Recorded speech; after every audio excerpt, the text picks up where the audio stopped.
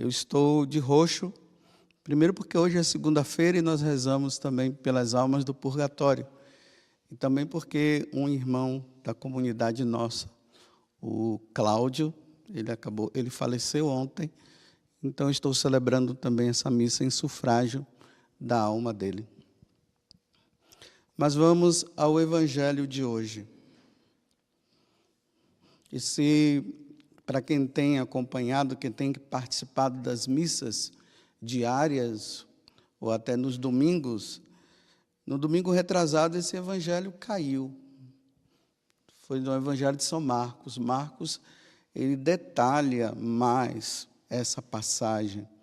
Por exemplo, ele diz que o nome desse homem, que Mateus não dá o nome, ele dá o nome de Jairo. E alguns outros detalhes. 2 pessoas, uma que estava com essa doença já por muitos anos, 12 anos, a mulher com esse fluxo de sangue, essa hemorragia, que por várias vezes já tinha ido em médicos e não tinha conseguido curar. Ela, diante de um ato de fé, ela olha para Jesus e diz: se eu tocar na barra do manto dele, eu vou ficar curada. E a mulher passa ali para o meio do povo e vai e toca. E realmente ela ficou curada, né? Tanto que Jesus, em algum momento, e isso está no Evangelho de São Marcos, ele fala: alguém me tocou, quem me tocou? E os discípulos: mas como que alguém te tocou no meio dessa multidão? Mateus não traz esse detalhe. Jesus, olhando para aquela mulher depois disso, fala para ela: coragem, filha, a tua fé te salvou. A outra é a situação dramática da filha de Jairo. Quando Jesus chega lá, ela já estava morta. Embora Jesus estivesse dizendo que ela estava dormindo, para Deus ninguém morre, né? Nós passamos dessa vida para outra. A morte é a passagem dessa vida para outra. Então, como nós vamos ao encontro de Deus, então, para Deus não há morte, né? É sempre um encontro, a nossa alma vai ao encontro dele. Mas, enfim, Jesus fala que a menina não tinha morrido, ela estava dormindo. O pessoal começou a caçoar dele. Lá no Evangelho de São Marcos também traz o detalhe: Jesus chama Pedro, Tiago e João, leva lá no quarto, junto com os pais, e aí ele cura, ressuscita a menina. O que é que eu queria refletir com vocês? Na outra homilia eu não sei bem o que foi que eu falei, mas hoje eu queria refletir o seguinte: Deus, ele nos dá oportunidade para nós nos salvarmos. Essa mulher, há 12 anos nessa situação, ela poderia ter morrido. Jesus a curou e ela não morreu.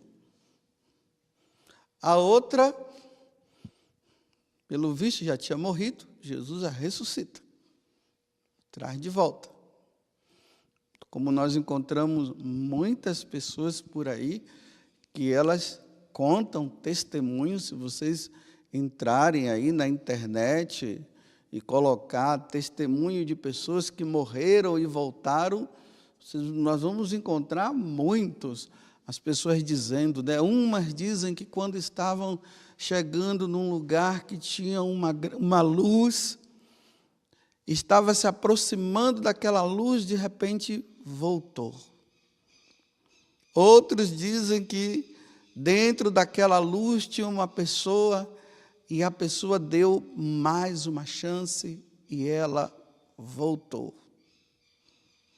São experiências. Umas morrem e pelos testemunhos dessas pessoas, elas voltam. Outras, Jesus evita. Ele cura, e todo mundo se alegra com a cura, né?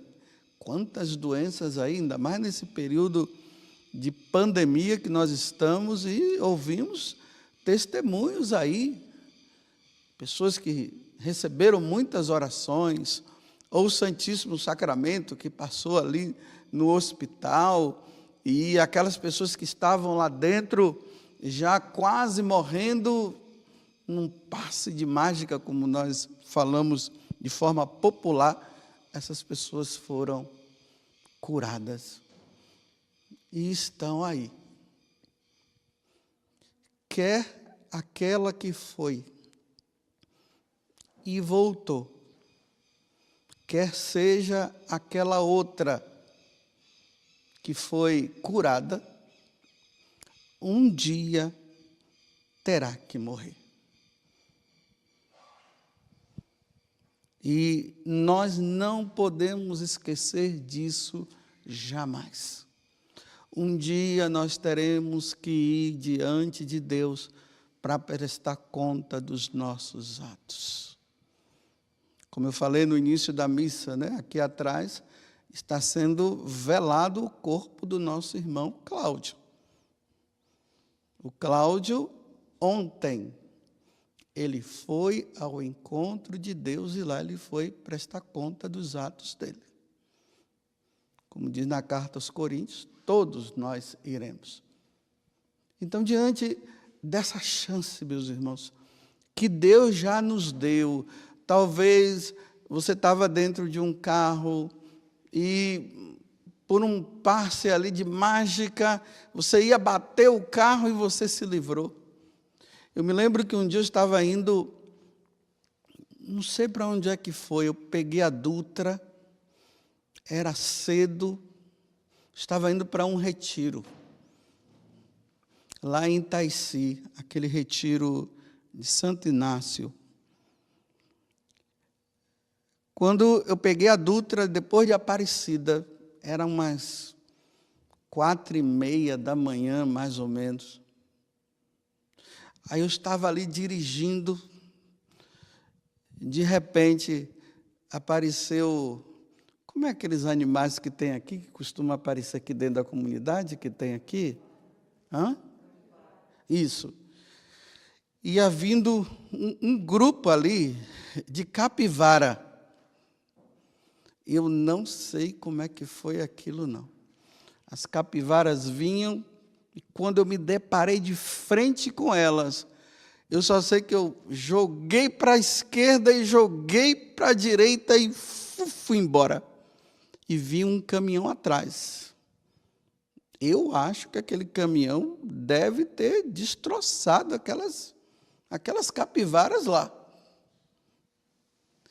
Eu, naquele carro pequeno, um Ford Ka, na velocidade que eu estava ali, 110 o permitido, se batesse, quem ia ser destroçado era eu. Deus me livrou. Eu me lembro que na hora eu até agradeci a Deus e respirei fundo, né? Eu tenho essa mania, e graças a Deus eu espero continuar tendo essa mania ou essa virtude. Toda vez que eu entro no carro que eu vou dirigir, eu faço o sinal da cruz e rezo. E eu falo assim: Senhor, livrai-me de qualquer tipo de acidente.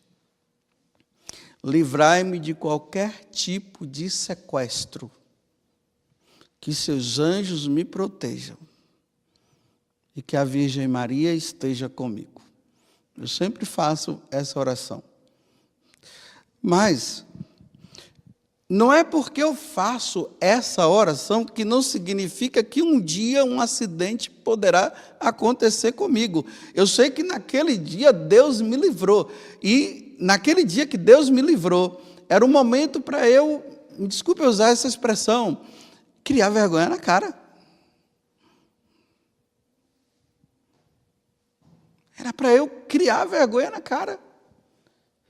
Era para eu procurar levar uma vida mais com Deus. Deus me livrou naquele momento.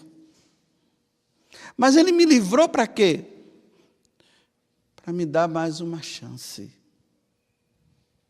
para eu melhorar, para eu levar uma vida mais santa, e para um dia, quando eu passar dessa vida, eu poder enxergar o que Jacó enxergou.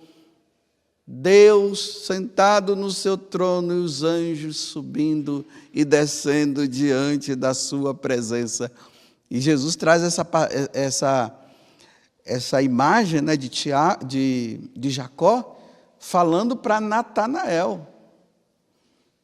Quando ele diz para Natanael: tu verás o Filho do Homem sentado no trono e os anjos subindo e descendo. Jesus estava declarando para Natanael que um dia Natanael estaria com ele no céu. A mesma coisa como Nossa Senhora falou dos pastorinhos, né? Que eles estariam com ela no céu diante de Jesus, que já havia essa certeza. Para nós não existe essa certeza. Nós temos a certeza que nós fomos salvos, sim, pelo sangue precioso e redentor de nosso Senhor Jesus Cristo. A salvação, ela aconteceu, mas só que essa salvação, ela precisa de um retorno nosso, exige uma resposta nossa. Agora, essa resposta nossa, como é que nós estamos dando no dia a dia? É resposta mesmo de santidade? É resposta mesmo de pessoas que realmente estão lutando para ser santa? Ou nós estamos dando respostas de orgulho, de vaidade, de prepotência, de muitas vezes querermos o mal para o outro, de vingança? E olha que eu não estou nem falando de coisas graves, né? Como matar o outro, o aborto que está aí. Essas questões, como eu tenho falado, de ideologia de gêneros, que para nós católicos, é inconcebível. Para os pagãos que não acreditam em Deus, tudo bem. Se eles querem lutar e querem viver isso, os pagãos sim, mas os católicos não, porque é doutrina da igreja não aceitar uma coisa dessa, porque Deus não aceita. Imagina nós católicos, dizendo que nós somos católicos e aceitando essas coisas e dizendo que é isso mesmo, que os tempos mudaram. É assim que nós estamos nos preparando?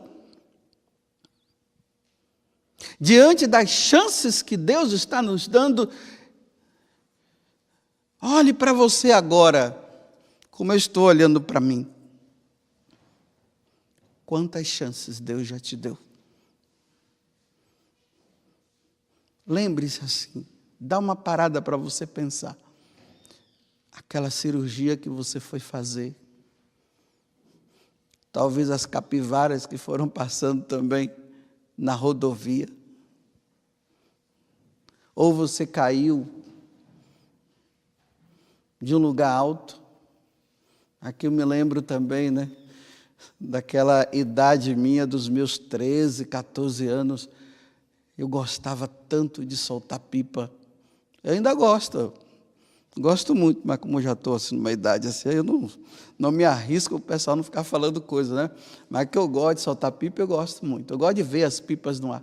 E nessa idade, lá em Vitória, no Espírito Santo, no quintal tinha uma pedra muito alta, e Vitória, ela é caracterizada assim, por muitas pedras, né?